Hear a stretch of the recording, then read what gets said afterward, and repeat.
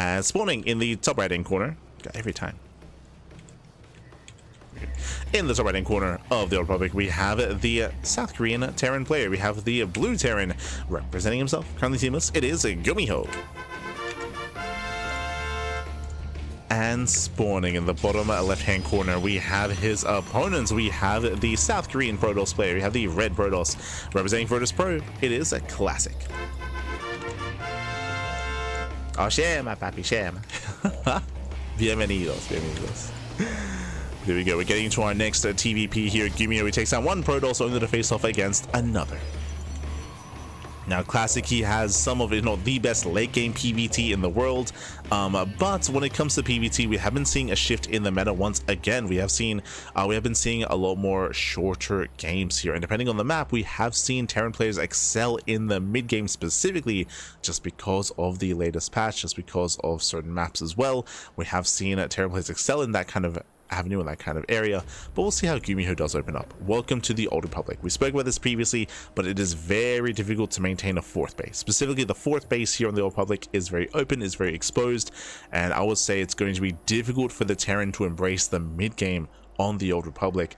But we didn't really get to see any mid game last game. Like, GuMiho, the games were very fast, to be honest. His series against Mana was very, very fast, very quick, short games, and we'll see if that trend continues. As GuMiho was very reliant on earlier game aggression. Now, Classic being annoying. We have 500 minerals. Oh my god! Yeah, heavy delay at 530 minerals there. Ay. So, very nice delay there by Classic. Slowing down the economy. GuMiho did attempt to go Rax expand, but it's going to be delayed at CC from the Terran. It's a nice job out of Classic. Oh. The Warcraft 3 sound effects. Let's go.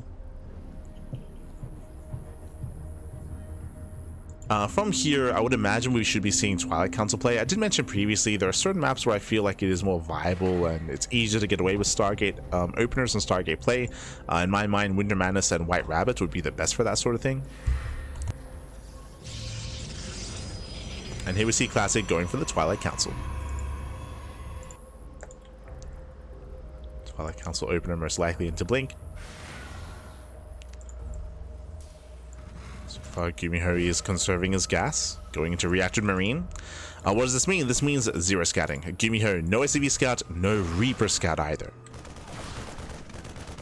Ooh, as the CC is going to be delayed. Nice pick off here by Classic. Delays the CC. I mean, delays it even further than before, true. So heavy delay in the CC. The Adept will get away. There's no Hellion to chase. There's no Reaper to chase. Adept waddles away.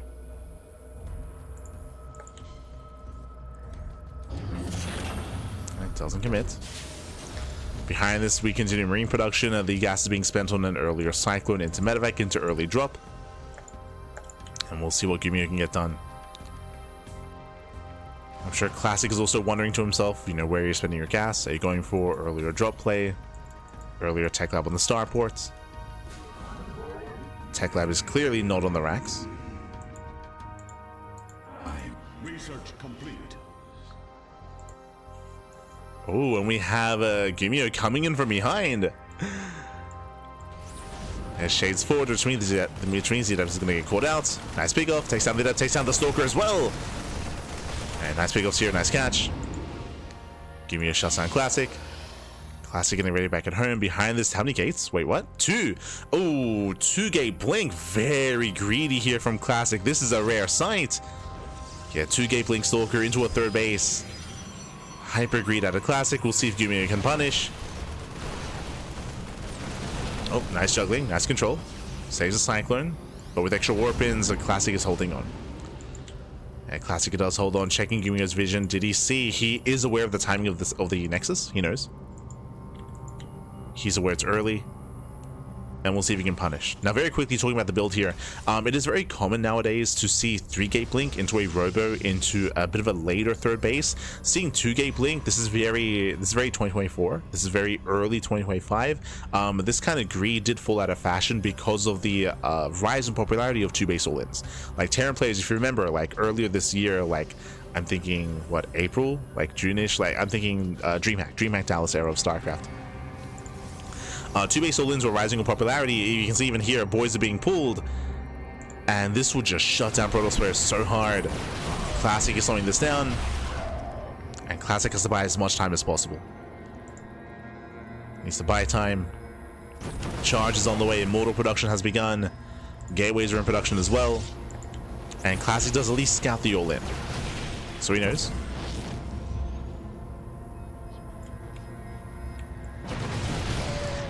He's aware. Classic pulls away. His stalkers are getting very low. Another stalker goes down. Down how many? Down to 6.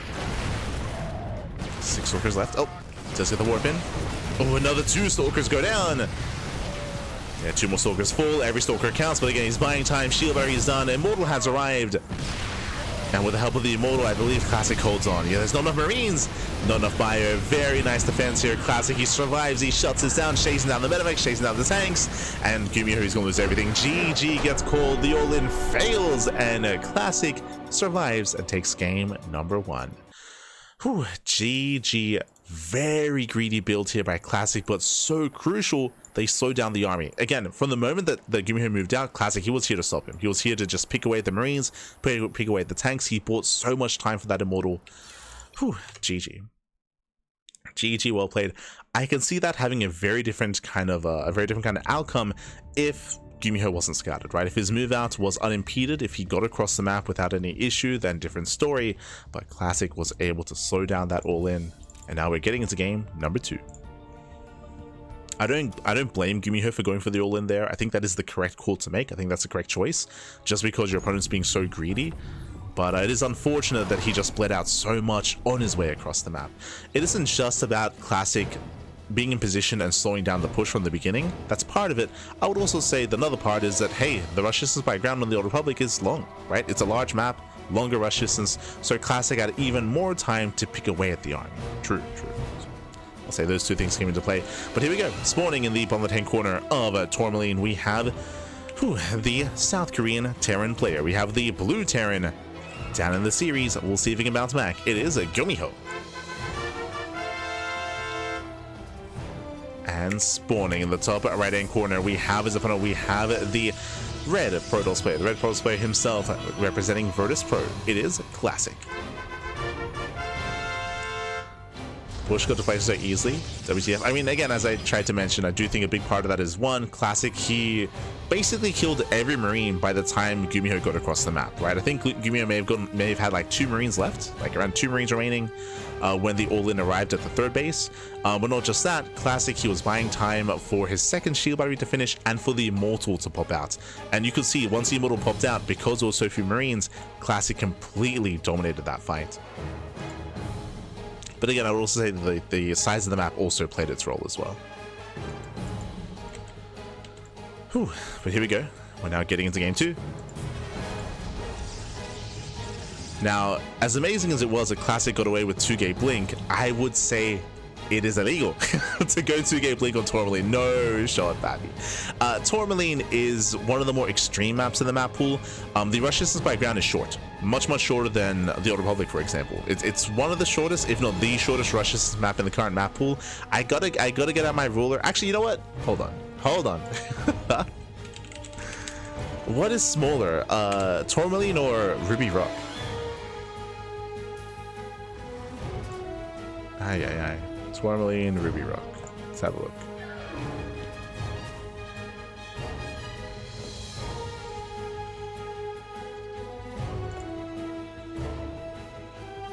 Do I have that information? Not immediately available. I have to check the spreadsheet. I have to check.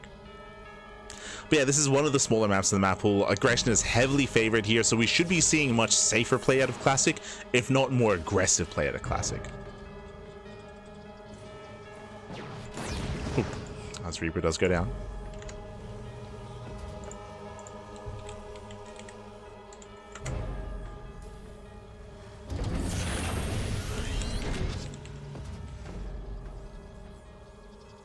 After that, 29 seconds. Ruby Rock, 31 seconds. Okay. So technically, the rush distance by ground on Tourmaline is 2 seconds faster than Ruby Rock. Okay. Just opened up the spreadsheet. Wait, how's this compare to 10,000 feet?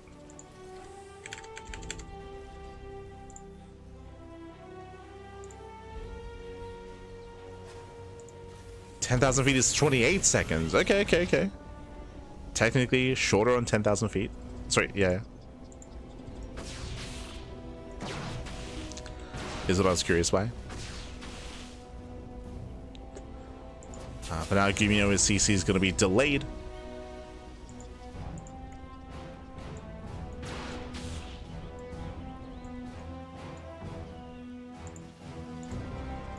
As once again, just like last game, he did go Reacted Marine into Cyclone into early drop. Same build, same opener out of GuMiho 2 games in a row.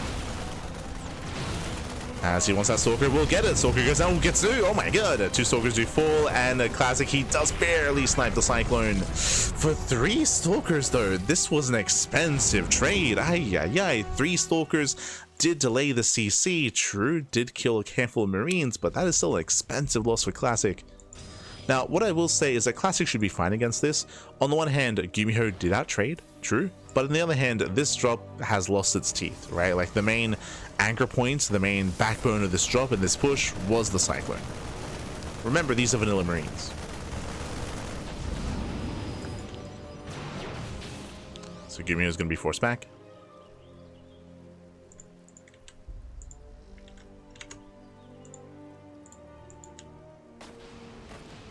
And we're going for the all. Okay, we're just going for the all-in. This is a very popular all-in that has been popularized by, Clean's been doing it a lot, Bjorn's been doing it a lot. We're going to be rallying Marines across the map. We do have combat shields as the upgrade of choice. And we're rallying tanks and Vikings. Landed Vikings specifically, they can hit very, very hard. They do add a lot of DPS to the main army. Unfortunately, this main army is going to be lacking the Cyclone. That Cyclone would have been another big factor here. Did he do it again? He did. 2K blink again. Jesus, he's crazy. 2K blink into a third. Ay. Meanwhile, here comes the 2 base all in. He commits. He gets 1 Stalker. Once again, bleeding out a handful of Marines. So far, that's 3 Marines for 1 Stalker. Ooh, Classic. He's stuck on the low ground. Yeah, he has to go a long way around. Go the long way. He's being tied up here by the Viking. 1 Stalker gets picked off. Main army's pushing in. Can we get within range of the Artosis pylon? Thankfully, second pylon. Okay, the second pylon here is in position, but he's within range of charge. Oh, ambitious with the bunker. Yeah, bunker is denied. Immortal goes in. He goes to the surround. Oh my god! He dives on the tanks. Gets 1. Gets both tanks. The hero Immortal just in time. And Classic, he will defend. No shot. GG gets called. He can't keep getting away with it. He went 2K blink into a third again. GG, well played. GuMiho, his bunker was very ambitious. It was very far forward. That is true. But the Immortal came out just in time once again. We got a full surround as well. GG. Classic, calm down. Oh my god. That was crazy. That was impressive. GG, well played. Again, I was certain that the Stalkers that were stuck on the low ground, they were going to be dealt with, right? They were going to be dealt with, that they wouldn't really come into play. But no, they were able to blink past. We were able to pull off a full surround as well with those Stalkers, picked off both tanks, and that was game. That was game then and there. GG. Oh my god. And now we're loading into Winter Madness. We're loading into Winter Madness here.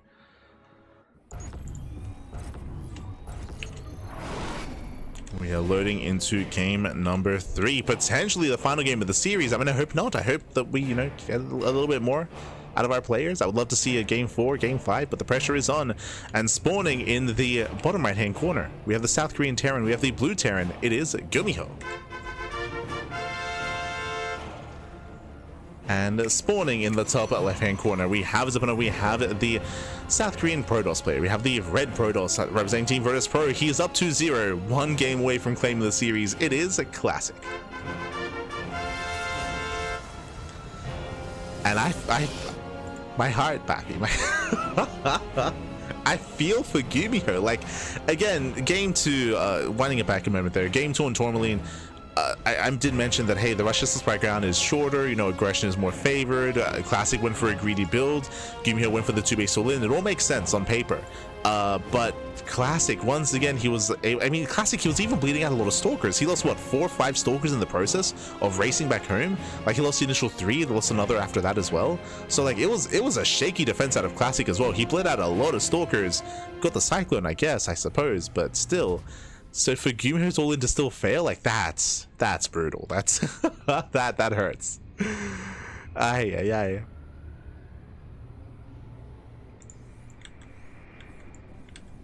Like, the stars were aligning there for GuMiho, and it still didn't quite work out. From here, we have to take a very different approach. Once again, GuMiho single gas. He's going for a Rax expand, going for an economic start. We can see Classic being as annoying as possible. We'll see if he goes for the pylon block. For now, just the probe. Pulls away. 450, not too bad. We had 530 mineral, 530 earlier, so 450 here on the timing, not too bad. I'm referring to the minerals, 450 minerals. So not too bad at GuMiho. It does get a CC. We've seen worse. And now we can settle in. Now, welcome to Winter Madness. Winter Madness is a very large map in the map pool, longer rush distance, more defensive bases. This is where Classic could mix it up and go Stargate. But after what happened in Game 1 and Game 2, I mean, no reason to mix things up, really. He could just go Twilight Council into a fast third base off of 2 gates, and it'll be even easier, to be to be honest. Like, aye. Classic, he be chilling, papi. Oh, do you see what I see? Second Rax. That is a second Rax before Starport. This already looks like a 2-base all-in. We'll see if he goes for another Rax as well. Basically, what is happening here is that we are heavily delaying the Starport. We're delaying drop play, medevac production, any kind of Starport play, of course, in favor of earlier stim, earlier tanks, earlier just army production here. And it is going to be a 2-on-1. Okay, so we are going for the Starport. If we had a third Rax, just straight up 2-base all-in. You can even pull the boys with it as well. But at least we're going for the Starport. But this is still very aggressive here from GuMiho. Very aggressive. From here, I'm curious to see if we get a tech lab on the Rax. If we don't, we could go for tank production alongside the Viking and just pure, like, Marines here and just rally across the map. Curious to see where the tech lab is going to be.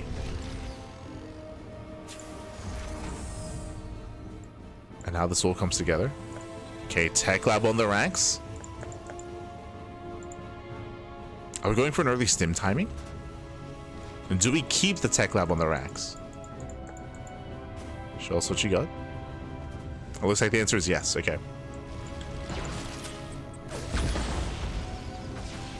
So this almost looks like a straight up 2-1-1. Yeah, okay. Hyper early stim. This is, I would say, probably the earliest stim timing you can go for here. This is a much more common build against Zerg. It is rarely seen against Protoss. Never seen, but it is quite rare. So early sim timing here from GuMiho. This is very dedicated. The downside and the most difficult thing about this build is that because you're going for the tech lab on the Rax, there's delayed tank production. And it means that if Classic were to be aggressive with Blink Stalkers, think like 3-gate Blink or 4-gate Blink Stalker, then GuMiho would have a very hard time defending because of his low tank count. On the flip side though, Classic, once again, 2-gate Blink into a fast third. So greedy build, he's done so every game in this series. Game 1, Game 2, and Game 3. Mancho comes in. So far, Classic does react well. Oh, nice retargeting. Very nice. Oh my god. Oh no. Ooh. Gets a Stalker. Not bad. Stalker goes down. Some awkward defense there from Classic. But in general, Classic did go for a very economic build. Very economic. There's some pros and some cons. So on the one hand, Classic, he is going to have the greater economy, and coming into the mid game, he's going to be in a better position. The downside is because he went for a greedier build, he doesn't really have anything to threaten the bases or even to scout. Checking the Visionary Classic, he has seen nothing in the main. He does not know what's going on. And as I mentioned, the build that GuMiho is going for is quite rare. Does spot the Mass Marine. Stim is not yet done, but already Classic picking off the Marines. I mean, this is even more crucial than normally, just because that sim timing is going to be weaker if there are less Marines. Oh, Mind Drop comes in. Mind Drop does come back in. 5 probes going down.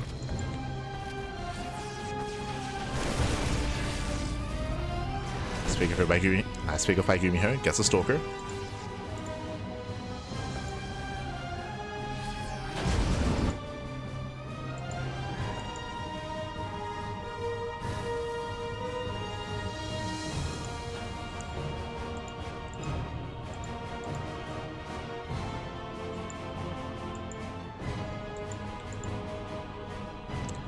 GuMiho does move out with those drops.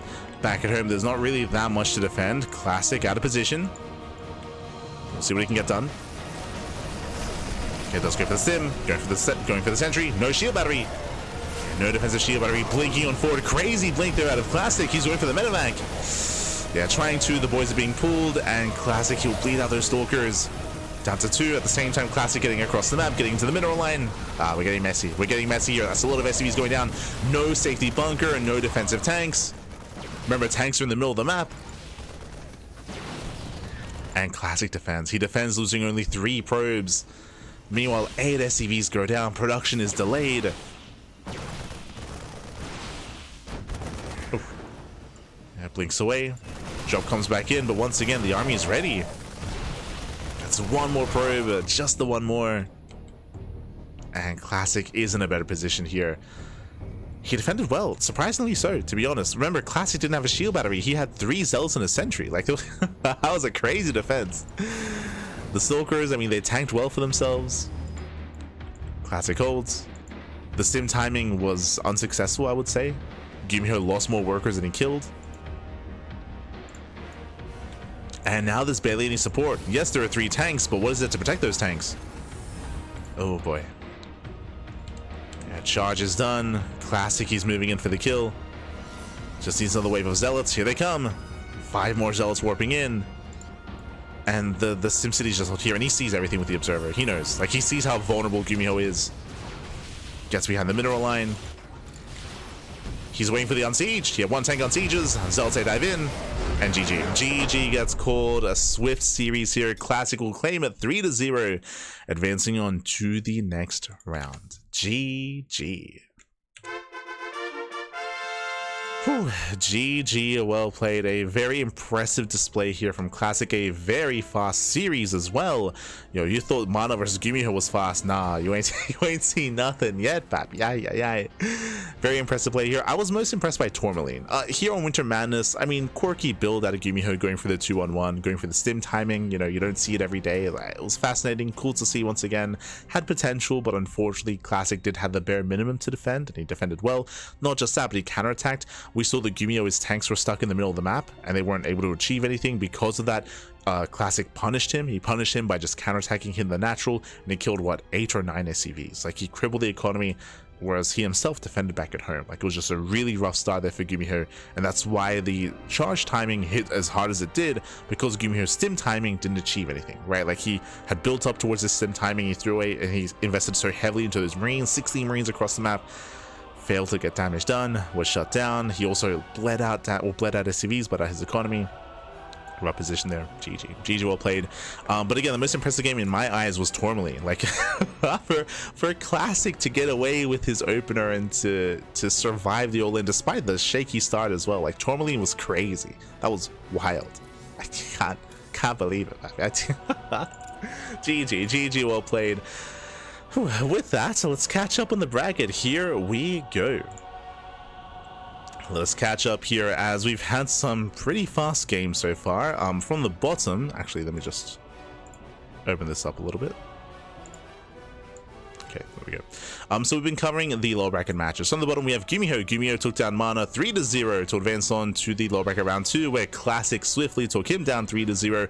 And now we have Classic waiting in the lower bracket round 3 match, waiting for the winner of Showtime and Hero. Waiting for that soon-to-be PvP into PvP. We have a Protoss confirmed for the lower bracket finals. Again, we have Cure and Raynor up in the upper bracket. They'll be facing off in a couple of days' time. As of course, that's going to be a day 4 match, not day 3. We have 1 series left here. It is going to be a best of 5 between Showtime and Hero. And so far, this broadcast has been pretty short. This morning, we were live for quite some time covering the upper bracket. Like, we had some really long and really intense series. But here tonight, day 3, it's swift games. And yeah, I mean, we still have 1 more series left, of course. We're going to be cutting to a break. We're going to be cutting to a break here, and when we come back, we will have the PvP between Hero and Showtime. Just catching up.